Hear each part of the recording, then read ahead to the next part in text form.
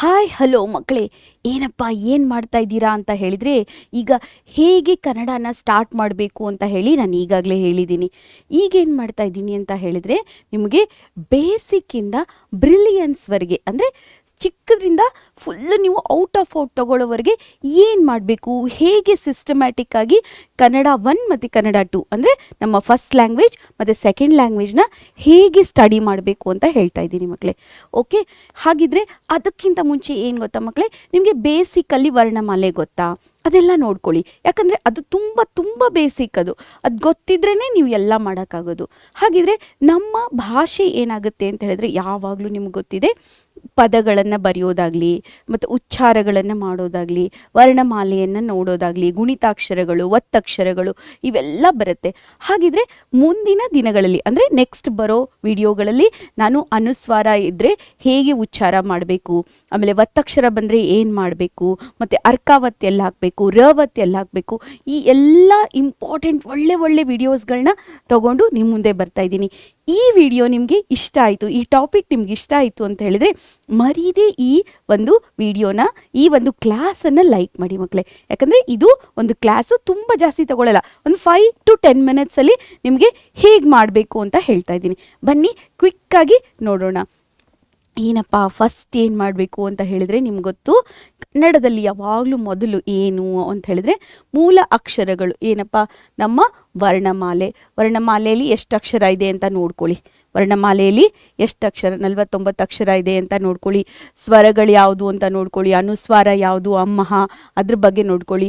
ವ್ಯಂಜನಗಳನ್ನು ನೋಡ್ಕೊಳ್ಳಿ, ಒಟ್ಟು ಎಷ್ಟು ಅಕ್ಷರಗಳಿದೆ ಅಂತ ನೋಡ್ಕೊಳ್ಳಿ. ಅವುಗಳನ್ನು ಉಚ್ಚಾರ ಹೇಗೆ ಮಾಡೋದು ಅಂತ ನೋಡ್ಕೊಳ್ಳಿ. ಓಕೆ, ಅದಕ್ಕೂ ಕೂಡ ನಾನು ಒಂದು ವಿಡಿಯೋನ ಮಾಡಿದ್ದೀನಿ, ವರ್ಣಮಾಲೆ ಅಂತ ಹೇಳಿ ಒಂದು ವಿಡಿಯೋ ಮಾಡಿದ್ದೀನಿ, ಸೀಕ್ರೆಟ್ ಆಫ್ ವರ್ಣಮಾಲೆ ಅಂತ ಹೇಳಿ.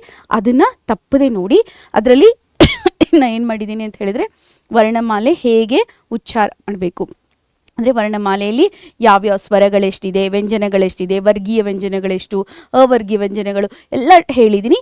ತುಂಬ ಜಾಸ್ತಿ ದೊಡ್ಡದಿಲ್ಲ, ಒಂದು 10 ನಿಮಿಷದ ವಿಡಿಯೋ ಇದೆ. ಅದು ಕೂಡ ಆರಾಮಾಗಿ ನೋಡಿಕೊಂಡು ನೀವು ಅದರಲ್ಲಿ ಪಕ್ಕಾ ಆಗ್ಬೋದು. ಪಕ್ಕಾ ಅಂದರೆ ತುಂಬ ನಿಮ್ಮ ನಾಲೆಜನ್ನು ಬೆಳೆಸ್ಕೊಳ್ಳೋದಕ್ಕೆ ಇವೆಲ್ಲ ತುಂಬ ತುಂಬ ಇಂಪಾರ್ಟೆಂಟು ಮಕ್ಕಳೇ. ಯಾಕೆ ಈ ವಿಡಿಯೋಗಳನ್ನು ಇವಾಗ ತರ್ತಾ ಇದ್ದೀನಿ ಅಂತ ಹೇಳಿದರೆ, ನಿಮ್ಮ ಸೀನಿಯರ್ಸ್ ಇದ್ರಲ್ವ, ಲಾಸ್ಟ್ ಇಯರ್ ನಮ್ಮ ಪ್ರಚಂಡರು ಪ್ಲಸ್ ಮಕ್ಕಳಿದ್ರಲ್ವ, ಅವ್ರು ಏನು ಮಾಡಿದರು ಅಂತ ಹೇಳಿದ್ರೆ, ಲಾಸ್ಟಲ್ಲಿ ಮ್ಯಾಮ್ ಸ್ಪೆಲ್ಲಿಂಗ್ ಮಿಸ್ಟೇಕ್ಸ್ ಅವಾಯ್ಡ್ ಮಾಡೋದು ಹೇಗೆ ವರ್ಣಮಾಲೆಯಲ್ಲಿ ಪರ್ಫೆಕ್ಟ್ ಆಗೋದು ಹೇಗೆ, ಈ ಥರ ಕ್ವಶನ್ಸ್ಗಳನ್ನ ಕೇಳ್ತಾ ಇದ್ರು ಅವರು. ಆವಾಗ ಲಾಸ್ಟಲ್ಲಿ ನಾನು ಇದು ಮಾಡಿ ಅದು ಮಾಡಿ ಅಂತ ಹೇಳ್ತಾ ಇದ್ದೆ. ಆದರೆ ಪಾಪ ಅವ್ರಿಗೆ ಟೈಮೇ ಇರ್ತಿರ್ಲಿಲ್ಲ, ಯಾಕಂದರೆ ಲಾಸ್ಟ್ ಮೂಮೆಂಟ್ ಬಂದುಬಿಟ್ಟಿತ್ತು, ಅವ್ರು ಓದಬೇಕಾಗಿತ್ತು, ಎಲ್ಲ ಸಬ್ಜೆಕ್ಟ್ಸ್ ಓದಬೇಕಾಗಿತ್ತು. ಅದಕ್ಕೋಸ್ಕರ ಇವಾಗೇನು ಗೊತ್ತಾ, ನಿಮ್ಮ ವೆಕೇಷನ್ ಇದೆ, ಈ ವೆಕೇಷನ್ ಟೈಮಲ್ಲೇ ನೀವು ನೋಡ್ಕೊಂಬಿಡಿ. ಬನ್ನಿ ಮಕ್ಕಳೇ, ಸರಳ ವಾಕ್ಯಗಳನ್ನು ಬರೆಯೋದನ್ನು ಕಲೀರಿ. ಹೇಗಪ್ಪ ಅಂತ ಹೇಳಿದ್ರೆ, ಸುಮ್ಮನೆ ಕೂತ್ಕೊಂಡಾಗ ಏನಾದರೂ ಒಂದು ಅವನು ತಿಂದನು, ಅವಳು ಮಾಡಿದಳು, ಇವಳು ಹೋದಳು, ಈ ಥರ ಯಾವುದಾದ್ರು ಸರಳ ವಾಕ್ಯಗಳನ್ನು ನೀವೇ ಸೃಷ್ಟಿ ಮಾಡ್ಕೊಂಡು ಒಂದಿಷ್ಟು ಸರಳ ವಾಕ್ಯಗಳನ್ನು ಬರೀರಿ.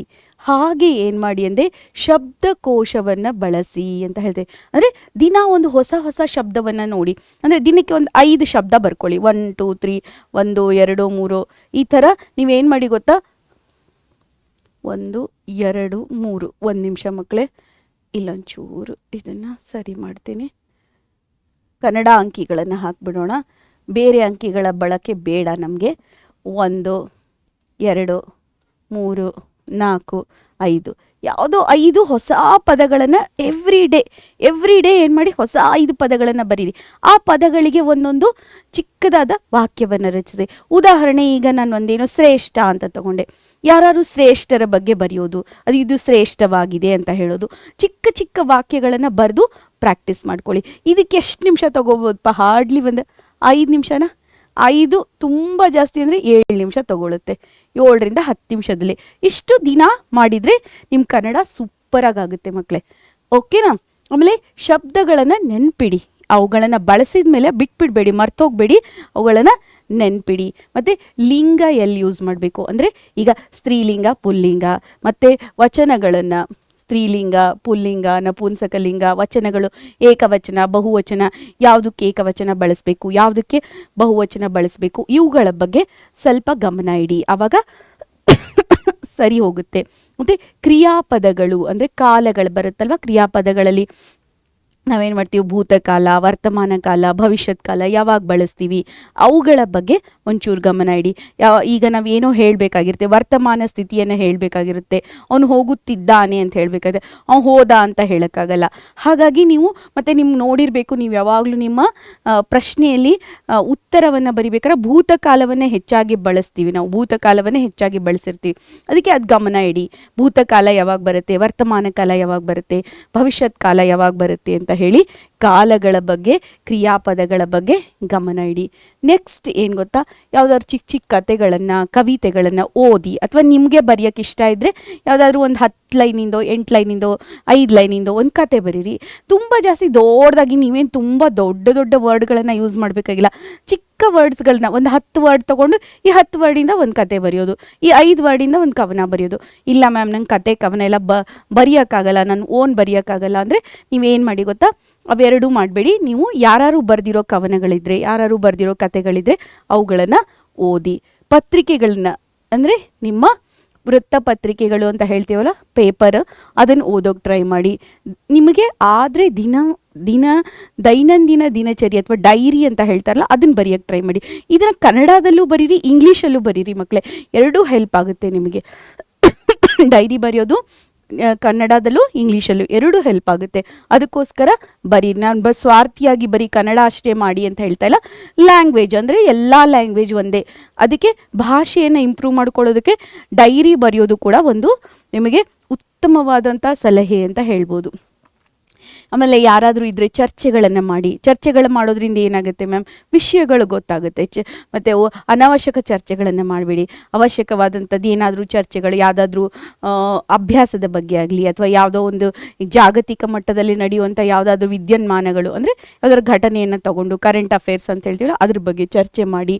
ಅಥವಾ ಯಾವುದಾದ್ರು ಒಳ್ಳೆ ಮೂವಿಗಳನ್ನು ನೋಡಿ. ಒಳ್ಳೆ ಮೂವಿಗಳನ್ನು, ತುಂಬ ಚೆನ್ನಾಗಿರೋ ಮೂವಿಗಳಿರುತ್ತೆ ಕೆಲವೊಂದು ಸತಿ, ಅದರಲ್ಲಿ ತುಂಬ ಸಾಹಿತ್ಯ ಎಲ್ಲ ಇರುತ್ತೆ. ಅಂಥ ಮೂವಿಗಳನ್ನು ನೋಡಿ.